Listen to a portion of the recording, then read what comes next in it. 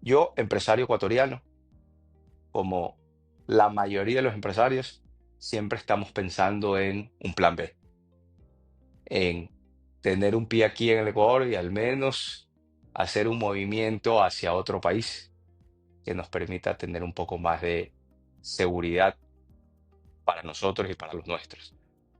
Y evidentemente uno de los principales, por así decirlo, locations que buscamos donde de alguna manera refugiar patrimonio que se pueda construir u operaciones, inicialmente va a ser Estados Unidos, aunque Dubái está sonando bastantísimo. Entonces, pero por la proximidad, todo el mundo tiene a alguien, algún familiar, algún amigo viviendo en Estados Unidos. Entonces, precisamente siempre sale el, ok, business in USA. ¿Qué tan lejano, qué tan cercano es?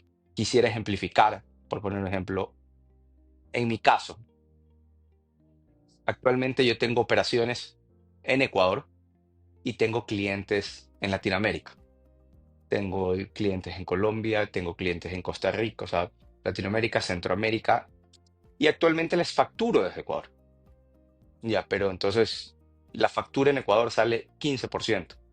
Ya, quiero ver, por poner un ejemplo, una opción de, ok, quiero empezar, ¿me conviene o no me conviene? Creo una compañía en Estados Unidos. ¿Cómo funcionaría? Es válido, es válido lo que mencionas, de que si bien hay muchas jurisdicciones que son muy business friendly, que son muy abiertas al empresario latinoamericano en general, es indudable de que Estados Unidos es una opción muy fuerte y más que nada Miami como una puerta hacia Latinoamérica es, yo diría, la ciudad puerto de las Américas donde cualquier grupo familiar, corporación o compañía expandiéndose a los Estados Unidos desde Latinoamérica mira con estos ojos de voy a empezar aquí y voy a ver hacia dónde me lleva el mercado dentro de los Estados Unidos, ya sea para invertir capital, expandir negocio o simplemente tener una presencia comercial en los Estados Unidos. Eso es clave. Eh, lo bueno es que si tú estás haciendo negocios en los Estados Unidos desde Latinoamérica, tener una compañía operando en los Estados Unidos te va a ayudar muchísimo. Hace poco conversaba con alguien de que estaba entrando en contratos con clientes en los Estados Unidos desde su compañía colombiana. Y cada vez que le pagaban, había una retención del 30% del valor del contrato porque estaba haciendo negocios una compañía americana con una compañía colombiana, alrededor del 30%. Entonces, obviamente es una frustración enorme. Y la forma en la que tú puedes solucionar eso es tener un vehículo americano que sea el que contrate directamente con tus clientes en Estados Unidos. Y así te vas a saltar esa retención. Y hay obviamente bastantes particularidades de cada caso, pero en general así es como funciona. También muchas veces nos preguntan, eh, quiero tener una presencia en los Estados Unidos para poder cobrar ciertos servicios que doy a mis clientes. Y este es el caso que conversaba el otro día, alguien que eh, vende software de compañías alrededor del mundo, pero vende software de estas compañías en Ecuador y Colombia. Pero estas compañías, como están en Europa, están en otros países, se les hace más fácil pagarle en Estados Unidos a esta persona. Una cosa que puede hacer esta persona o esta empresa para poder recibir el capital en los Estados Unidos y no preocuparse de pagar ciertos impuestos es setear su estructura, ya sea subsidiaria, compañía afiliada de la compañía que está proveyendo los servicios en Latinoamérica, en Estados Unidos y servir de compañía que cobra por los servicios prestados en Latinoamérica. Al ser servicios prestados en Latinoamérica y el income o el dinero pagado en los Estados Unidos ser un dinero que no se ha generado en los Estados Unidos, esta compañía que tú formas en los Estados Unidos no tendrá, por lo general, que pagar impuestos al final del año sobre esas ganancias, porque el income o el ingreso no es considerado un US Connected Income o un ingreso conectado a los Estados Unidos. Entonces, esto es una ventaja muy grande. Tú puedes tener la estabilidad del sistema bancario americano, la estabilidad del sistema jurídico americano, pero no tienes que pagar impuestos en esas ganancias si es que el ingreso no está conectado a un servicio dado en los Estados Unidos. Esto es algo que es clave tenerlo en cuenta y también es clave que se lo estructure con un abogado corporativo y un contador especializado obviamente en transacciones cross-border. Eh, por ahí eso es algo que hay que verlo muy bien y vas a poder tomar bastantes ventajas de este tipo eh, de oportunidades. Ok, entonces, si mis clientes no están en Estados Unidos, sino que están fuera de Estados Unidos, no pago impuestos sobre todo ese income al final del año. Lo que tienes que ver es si es que el income generado está conectado a los Estados Unidos. Es decir, si es que el servicio que tú estás proveyendo está siendo provisto fuera de los Estados Unidos. Por ejemplo, tú tienes la representación de una compañía de software. Tú eres una compañía ecuatoriana con una LLC en los Estados Unidos. Tú tienes una representación de una compañía de software que puede estar en cualquier parte del mundo. Ese dinero que se genera por la representación, es decir, esas comisiones que tú vas a generar por vender ese software en Latinoamérica, eso no está conectado a los Estados Unidos. Entonces es un non-US Connected Income y tú no pagarías impuestos sobre esas ganancias, lo cual es una gran ventaja al final del día. Pero como les digo, esto hay que estructurarlo muy bien desde un principio. Ok, entonces, son dos condiciones que hay que cumplir, de lo que entiendo, y corrígeme si estoy equivocado. Una es que el cliente sea fuera de Estados Unidos, punto número uno. Y punto número dos, que el servicio o el producto que se venda no salga de Estados Unidos. Entonces, por poner un ejemplo, el servicio que yo ofrezco servicios de marketing. Entonces, yo el servicio lo proveo desde fuera de Estados Unidos hacia un cliente que está fuera de Estados Unidos. Solamente utilizamos la empresa de Estados Unidos. Ujú, correcto, eso calificaría bajo lo que estamos conversando. Obviamente hay ciertas excepciones en las que ya nos estamos metiendo cada vez más en las particularidades del código de impuestos de los Estados Unidos, que es bastante complicado. Entonces, por eso yo siempre hablo y hago énfasis en que un empresario acá tiene que tener el abogado, pero también tiene que tener el contador. Y es clave que los dos estén comunicados en todo momento. Totalmente, totalmente, pero súper interesante. Entonces, y obviamente ya pasaría, por así decirlo, al no solamente revisar el impuesto allá, sino que cada uno en su país debería ver cómo asume esa responsabilidad frente o sea, la responsabilidad tributaria en su país. Totalmente, totalmente. Ya de los impuestos no se salva nadie. Así que en algún lado vas a tener que declarar esto. Totalmente. Perfecto, ok. Entonces, por así decirlo, exploremos las posibilidades. Digamos que yo tengo clientes fuera de Estados Unidos, listo, check. Ahora, quiero tener clientes en Estados Unidos. Ya, ahora sí, por así decirlo, quiero proveer servicios dentro de los Estados Unidos y abrir un nuevo mercado en Estados Unidos. Correcto. Esa es la forma, o ese es el cliente más divertido de tratar. ¿Por qué? Porque nosotros acá como abogados vemos vemos muchas compañías latinoamericanas que ya son compañías muy establecidas en Latinoamérica y que quieren venir a Estados Unidos a abrir mercado. O compañías que son relativamente nuevas en Latinoamérica, pero que igual quieren venir con toda la fuerza a abrir este mercado. Y de ahí hemos visto compañías que empiezan acá muy pequeñas, con poco presupuesto, y las hemos visto crecer de manera extraordinaria en el paso de los años. Hay otras que vienen y por barreras culturales, por lo caro que es entrar a este mercado en algunas industrias, se chocan y llegan hasta ahí.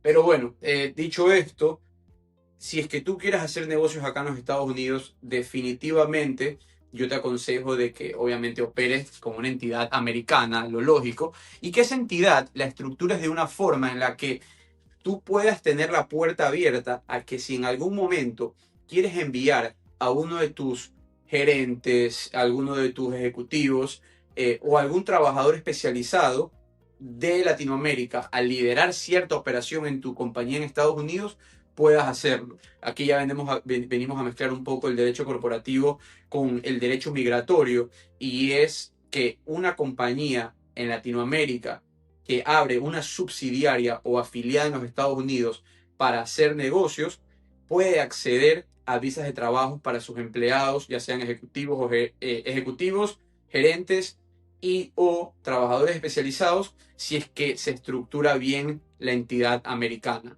Entonces, eso obviamente es bueno verlo con un abogado desde un inicio. Y de ahí, ¿cuáles son las otras preocupaciones que tiene una compañía al entrar a los Estados Unidos? Lo primero es estar muy bien cubierto en cuanto a los contratos que tú firmas acá. Porque en los Estados Unidos hay mucho que se sabe y también que no se sabe de parte de nuevos empresarios acá. Es recomendable tener un seguro de liability, un liability insurance que te cubra cualquier tipo de accidente o incidente de negocio, porque al final del día necesitas esa tranquilidad de que tienes un seguro que te va a cubrir, y también porque muchas veces muchas empresas grandes con las que tú quieres venir a hacer negocios acá te piden eso como un requisito. Eh, Finalmente, también dependiendo del giro del negocio de las compañías, es importante, eh, si es que vas a entrar en un lease agreement, si es que vas a alquilar una oficina, un espacio, es importante saber que dependiendo de dónde va a estar tu oficina, eh, o tu bodega o tu centro donde atiendes a clientes, debes sacar ciertos permisos municipales y o del condado, en base a tu ubicación. Entonces muchas personas alquilan el local y comienzan a operar, luego los visita el condado de Miami-Dade o el condado de cualquier otro lado, y se dan cuenta que no tienen los permisos suficientes para operar. Lo mismo también viene con permisos de bomberos. Este tipo de cosas es clave, tenerlas cubiertas desde un inicio. Y, y te podría decir que por mucho desconocimiento, muchas veces las compañías reciben ciertas sanciones que podrían ser evitadas muy fácilmente. ¿Cuánto cuesta una multa de esas? Uf, va a depender, pero no son baratas y es un mal rato el que pasas, tienes que ir a pelearlas. Y lo mejor es hacer todo bien desde el inicio, tienes tiempo.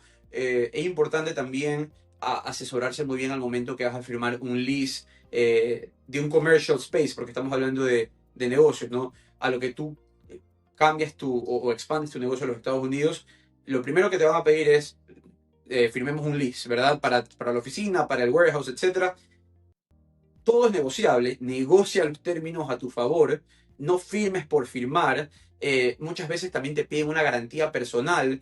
No des una garantía personal sin antes hablar con un abogado de cuál es la mejor posición en la que tú puedes estar por estos leases. Precisamente eso quería revisar, porque un empresario latinoamericano, por así decirlo, se cría, nace y crece con paradigmas de las limitaciones legales que tenemos en el Ecuador, por así decirlo.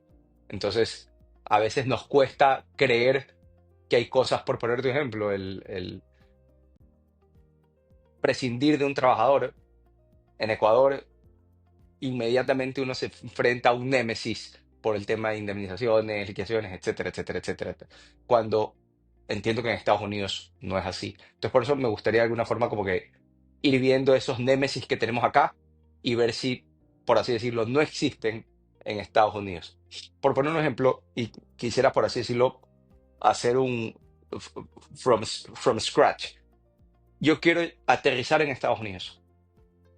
Inmediatamente se me viene a la cabeza, por así decirlo, por el social media, por Google y todo el contenido, se me viene Florida, Texas, Delaware. ¿Por dónde empezar? Por así decirlo, qué debo ver? ¿Qué debo tener en cuenta para poder escoger un location donde constituir mi compañía?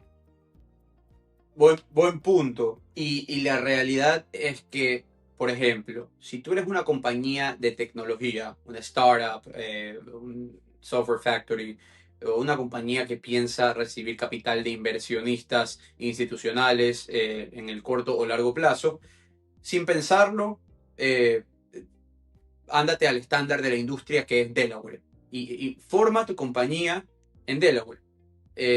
Obviamente hay ciertas corrientes ideológicas que te dicen que eso está cambiando por ciertas decisiones controversiales de las cortes en Delaware que no son tan amigables al empresario. Pero en el 90% de los casos yo te diría que Delaware es lo que hace más sentido. Y ahí me viene el siguiente comentario. Sí, Mario, pero yo voy a operar en Miami, yo voy a operar en Nueva York, yo voy a operar en Texas. Una cosa es dónde constituyes tu compañía y otra muy diferente es dónde estás haciendo negocio. Entonces, si tú tienes tu compañía constituida en Delaware, porque esta es la jurisdicción más aceptada y la jurisdicción más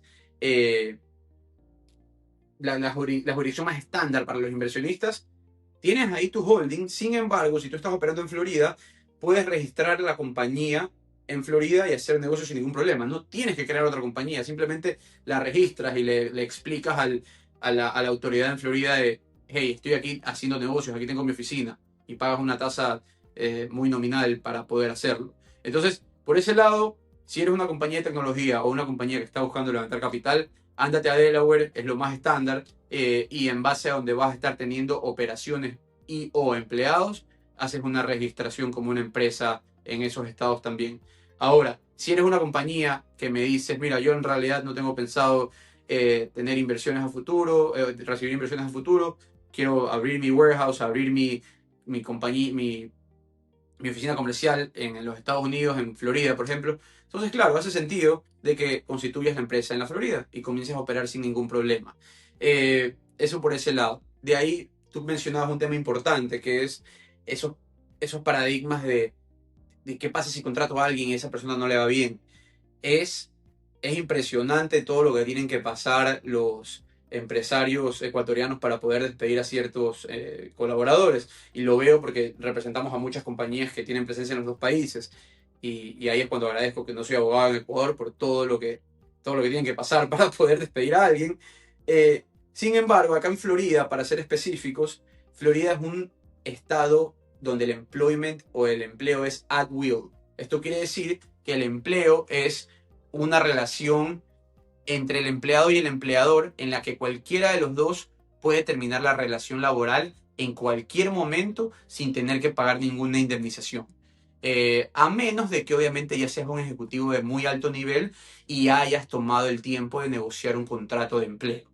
Si no has negociado un contrato de empleo con términos y condiciones muy claras, la mayoría de las personas es contratada por medio de un offer letter o una carta de oferta donde te dicen cuánto vas a ganar, etcétera, y listo, venga a trabajar. Y si no funciona, no funciona. El empleado se puede ir cuando quiera, el empleador puede prescindir del empleado cuando quiera y nadie se va a deber nada. Solo se van a deber eh, lo que tuviste que pagarle hasta el último día de trabajo y o cualquier vacación no usada, o ya va a depender del caso, ¿no? Pero es muy fácil esa flexibilidad. Wow. ¿Cuántos días de vacaciones hay al año, el estándar mínimo? Eh, yo te diría que las compañías, como los employments o los empleos son at will, por ejemplo, la gente que está part-time no le dan vacaciones por lo general, pero digamos, a un empleado que está a tiempo completo, por lo general le dan 2 semanas de vacaciones. Y algo que es diferente a muchos países latinoamericanos es que acá no te cuentan los fines de semana, entonces sí son 2 semanas laborales, digamos. Pero sí, eso Ok, sería. ok. Y me aventuro, abro una compañía, hagamos el ejercicio. Abro una compañía, te llamo, oye Mario, quiero empezar en Florida y empezar a captar mercado allá. Ok, abro una compañía y contrato un trabajador. El costo hora básico, ¿en cuánto está? El costo hora mínimo o promedio, el legal y el comercial. El minimum wage o el salario mínimo federal, que es, digamos, el estándar, que no puede ser menos que eso en ningún lado, es de $7.25 la hora. Sin embargo, este 2025 en Florida, el mínimo para empleados que no trabajan con tips incluidos es de $14 la hora. Y eso ha ido incrementando poco a poco. Eh, Así que si eres un empleado que no trabaja por tips, tu mínimo será de $14 la hora. Y si eres un empleado que cuenta con tips en su remuneración, por ejemplo, bartender, mesero, etcétera, el minimum wage o el salario mínimo es de 10.96 la hora. Aparte del salario, ¿qué más, qué otros rubros debo tener en consideración para contratar a un trabajador en Estados Unidos? Cuando tienes más de cierto número de empleados en tu compañía, tienes que comenzar a contribuir al Estado para para un Employment Compensation Plan, que básicamente es eh, un plan de desempleo, un plan de accidentes, etcétera.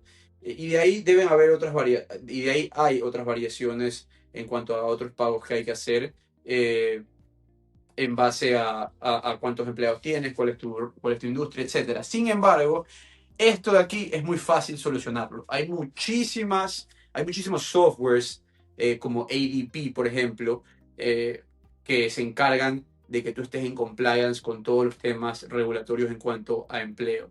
Eso sí es algo que yo pienso que los ejecutivos o las compañías no deberían tenerlo como este gran monstruo de todas las obligaciones que tengo que cumplir en cuanto a empleo, porque es bastante plug and play. Hay muchos softwares que se encargan de absolutamente todo el compliance. Mira, otra cosa que te quería decir aquí, que es importante, sobre todo para compañías de tecnología. Muchas veces estas compañías de tecnología expandiéndose a otros mercados eh, tienen que ser competitivas en cuanto a salarios. Obviamente, muchas veces corporaciones más grandes pagan mejores sueldos. ¿Cómo atraes tú al mejor talento cuando eres una startup que está empezando y que no tiene el cash flow para pagar sueldos súper competitivos, pero quieres tener al mejor talento?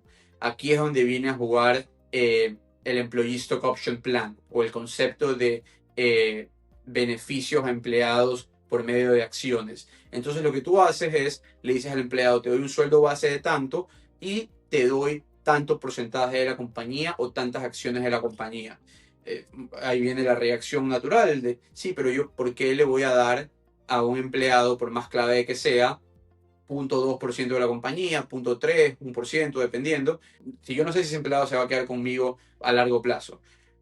Bueno, aquí es donde es bastante válido conversar con abogados que están muy involucrados en la industria del venture capital, del private equity, donde esto es una práctica estándar. Y lo que tú haces ahí es como compañía adoptar un plan para incentivo de empleados donde tú destinas, pues va a depender de muchos factores, pero un 5 o 10% de tus acciones a este pool para incentivar a los empleados. Entonces, si tú quieres traer a un empleado clave a dirigir X división de tu empresa, puedes de ese pool coger un porcentaje o un número de acciones, dependiendo del valor que estas tengan, menos número de acciones va a valer más en cuanto a compensación, y dárselas bajo un calendario de vesting, es decir, bajo una opción de la compañía de recomprarlas si es que el empleado se va en X cantidad de tiempo, o dársela a esta persona como una opción que esta persona puede ejercer de, después de determinado número de tiempo, acceder a comprar a un valor preferencial esas acciones. Entonces el empleado puede venir devengando las acciones que él va a tener acceso a. Esa es una forma en la que también puede ser más competitivo y es algo que hay que estructurarlo de buena manera para que no haya implicaciones negativas de impuestos. Clarísimo. Y me gusta el hecho de cómo las empresas allá tienen que ver cómo se muestran más competitivos frente a la competencia y no los requisitos legales para poder contratar. Que eso es, por así decirlo, de una forma el cambio de paradigma. Por eso es que me choca cuando me dices que uno puede de alguna forma, por así decir, prescindir de una relación laboral simplemente pagando hasta el último día el salario. ¿Qué pasa si un trabajador tiene 10 años trabajando para una empresa? ¿Se genera algún tipo de relación o de obligación adicional a solamente el pago de del último salario? No, no se genera ningún tipo de obligación más allá de las que han sido negociadas entre las partes. Wow. Y de ahí justamente hablábamos sobre el tema del alquiler de una oficina. En Ecuador, tienes la legislación, por así decirlo, inquilinato, que te dice que para domicilios, para casas, mínimo 2 años y para locales u oficinas, 1 año.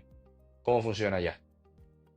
Acá por lo general los commercial spaces van a tener su estándar en cuanto a la duración del contrato de alquiler en base al tipo de negocio. Por ejemplo, si tú quieres, si tú quieres armar o montar un restaurante, si tú quieres armar o montar un bar, un spa, esos contratos de alquiler que son en centros comerciales o en diferentes plazas de comercios, por lo general son a 5 años. Eh, y obviamente si es que quieres negociar a menos, te van a castigar en cuanto al pago que vas a tener que hacer año a año. Pero por lo general son a 5 años con una opción de renovación a 5 más. De ahí, en cuanto a oficinas, bodegas, ya sectores más industriales, va a depender 1 año, 2 años. Hay mayor flexibilidad dependiendo de qué tipo de lugar quieres en base a la demanda que tienen estos. Te diría que hay mucha flexibilidad en el tema. Y hay otra cosa que es interesante para que la gente lo tenga en cuenta, es que muchas personas dicen, mira, quiero venir a los Estados Unidos y expandir mi negocio, tengo una peluquería, quiero expandir en los Estados Unidos, pero sé que los alquileres son caros y sé que yo me voy a demorar unos 3 meses o 4 meses en adecuar el lugar que yo escoja para, para poder comenzar a operar. Entonces, ¿cómo yo eh, invierto y capitalizo, digamos, mi local eventualmente, cuando tengo que pagar por 4 meses eh, la mejora del local y aparte la renta? Bueno, ahí es donde viene muy bien trabajar con un abogado para negociar este tipo de acuerdos. ¿Por qué? Porque el estándar de la industria es darte alrededor de 5 o 6 meses luego de la firma del contrato para que tú puedas adecuar tu local sin tener que pagar $1 de alquiler. Entonces, esto es de gran ayuda y te da mucha flexibilidad de destinar todos tus recursos a adecuar el local y antes de los 6 meses poder abrirlo para ya comenzar a generar plata para pagar la renta. Eh, Eso también es un punto a considerar muy importante. Me, me fascina ese contraste que hacemos de jurisdicciones, Ecuador, Estados Unidos. Y de hecho siempre me gusta abordarlo desde lo mínimo legal y el estándar, porque increíblemente, a diferencia en Estados Unidos, en el Ecuador, usualmente el estándar trata de ser por debajo de lo mínimo legal, porque las condiciones, los requisitos legales están extremadamente sobreproteccionistas y muy complejos. Entonces la gente, el estándar siempre es por debajo. En cambio, en Estados Unidos la visión es completamente en contraste. Es el requisito mínimo y luego el estándar. La ley te dice que pagas desde el día uno, pero el estándar, o sea, en el mercado actualmente con se maneja, puedes llegar a negociar hasta 6 meses. Correcto, es correcto. Y hay muchos otros tipos de negociaciones que puedes llegar a tomar. Por ejemplo, hace poco ayudábamos a un spa muy exitoso en el Ecuador expandirse a los Estados Unidos. Por ejemplo, le pedían al grupo dueño de los spas que necesitaban tener un liability insurance o un seguro contra accidentes y riesgos laborales. O de incidentes de $3 millones en total de cobertura al año. Y eso es bastante, pero logramos negociar con el, con el arrendador para que esto baje a 1 millón y en otro caso también logramos a que baje a $500.000. Entonces eso ayuda muchísimo en solventar ciertos gastos para una compañía que recién está empezando por acá. Y asimismo, cuando tú tienes más de un cierto número de empleados, tienes que comenzar a cumplir con ciertas obligaciones.